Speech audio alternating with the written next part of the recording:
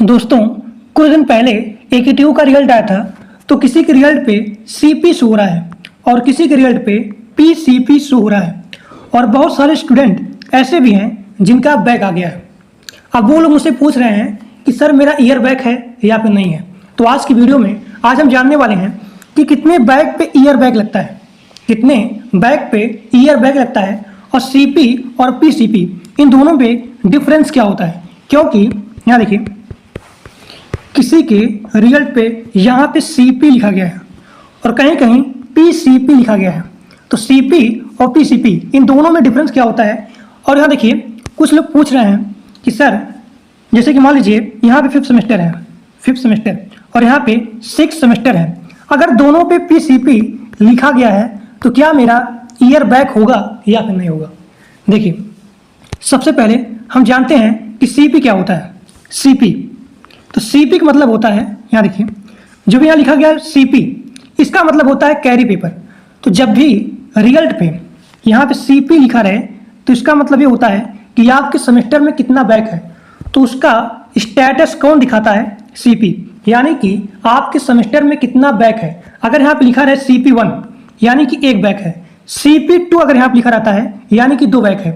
तो यहाँ पे यहाँ देखिए, जहाँ पे सीपी लिखा गया है यहाँ पे लिखा गया है रिजल्ट स्टेटस CP2, तो इसका मतलब है कि आपका यहाँ पे 2 बैक है। लेकिन मान लीजिए अगर यहाँ पे लिखा रहता है पीसीपी, तो इसका मतलब ये है कि जो भी आपका बैक है तो आपके बैक के रिजल्ट में आपको ग्रेस मार्क मिल गया है। यानी कि जो भी यहाँ पे यूनिवर्सिटी है एकेटीयू, वो आपको ग्रेस मार्क दे करके आपको पास कर दिए, तब वहाँ पे लिखा रहता है पीसीपी। तो यहाँ पे लिखा गया है पीसीपी का मतलब होता है पास्ड विद कैरी पेपर, यानी कि जो भी यहाँ पे एकेटीयू यूनिवर्सिटी है वो आपको ग्रेस मार्क दे करके पास कर दिया। तो यहाँ पे यही अंतर होता है। अगर यहाँ पे लिखा रहे सीपी यानी कि आपके सेमेस्टर में कितने बैक हैं उसका स्टेटस यहाँ पे शो करता है। अगर आप ग्रेस मार्क से पास हो गए हैं तब वहाँ पे लिखा रहेगा पीसीपी। ठीक, अब यहाँ देखिए, अब हम बात करने वाले हैं कि कितने बैक पे ईयर बैक लगता है। देखिए, मान लीजिए यहाँ पे 10 सब्जेक्ट है जो कि मेन है। ठीक, तो यहाँ पे ईयर बैक का यहाँ पे मसला क्या होता है कि 50% पे, जैसे मान लीजिए आप लोग जानते हैं कि 100 नंबर का मान लीजिए पेपर है, 100 नंबर, तो 50% आपको लाना ही चाहिए। यानी कि अगर आप बीटेक में बात करें तो बीटेक में 30 नंबर प्लस 30 नंबर इंटरनल और 30 नंबर एक्सटर्नल, इन दोनों को मिला करके आपका 60 नंबर होना चाहिए। तो मान लीजिए अगर आपका 50% सब्जेक्ट में आप पास हैं तो आपका ईयर बैक नहीं लगेगा। यानी कि दोनों कहने का मतलब क्या है कि मान लीजिए अगर एक ईयर में 2 होता है सेमेस्टर 1 सेमेस्टर 2, इन दोनों को मिला करके अगर आपका 6 बैक है, 6 बैक, तब आपका वहाँ पे ईयर बैक होगा। 6 बैक अगर यहाँ पे होता है तो आपका ईयर बैक होगा। यानी कि अगर मान लीजिए 10 सब्जेक्ट है तो 10 सब्जेक्ट में से आपको 5 सब्जेक्ट में पास होना ही चाहिए या फिर 6 सब्जेक्ट में पास होना ही चाहिए।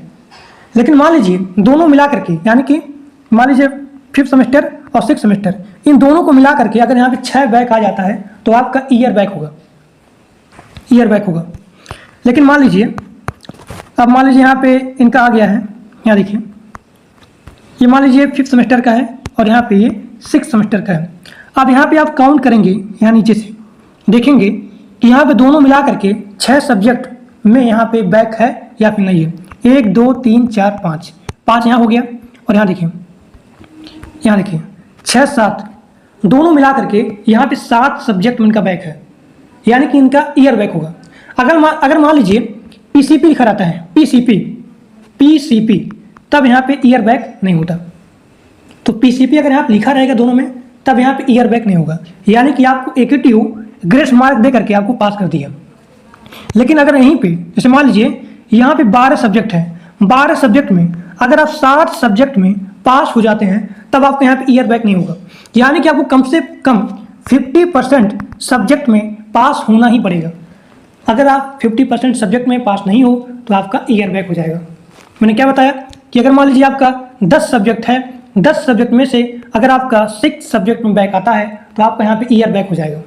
ठीक, तो यही यहाँ पे अंतर होता है सीपी में और पीसीपी में। और आज मैंने बता दिया आपको कि कितने सब्जेक्ट में बैक लगने पर आपका ईयर बैक होगा। ठीक, अगर आपका कोई भी क्वेरी है तो डिस्क्रिप्शन बॉक्स में व्हाट्सएप ग्रुप और टेलीग्राम ग्रुप दिया गया है, तो सभी लोग जाकर के ज्वाइन हो जाइए। तो आज के लिए बस इतना ही। Thank you.